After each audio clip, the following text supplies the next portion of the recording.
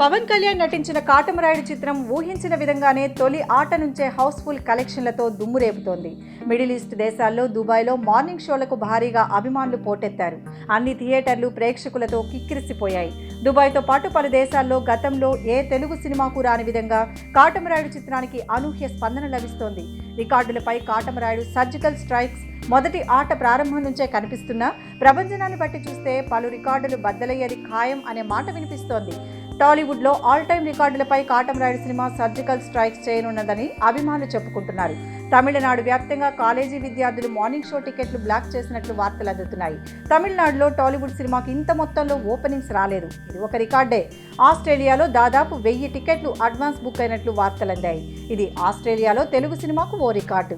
ఇక Hyderabad PVR forum మల్టీప్లెక్స్లో record స్థాయిలో షోలు ప్రదర్శించనున్నారు.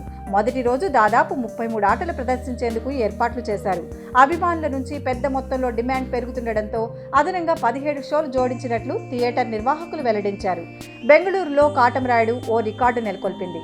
మొదటి రోజే దాదాపు 400 షోలు ప్రదర్శించనున్నారు. ఇప్పటి వరకు ఓ తెలుగు సినిమా ఇన్ని షోలు ప్రదర్శించిన దాఖలాలు లేవు. కర్ణాటకలోనూ కాటమరాయుడు ప్రభంజనం మొదలైంది. మొత్తంగా 330+ మిడ్ నైట్ అండ్ బెనిఫిట్ షోస్తో కొత్త రికార్డు క్రియేట్ చేసింది కాటమరాయుడు. ఇక కలెక్షన్స్లో ఎన్ని రికార్డ్స్ బద్దలు కొడతాడో ఈ కాటమరాయుడు.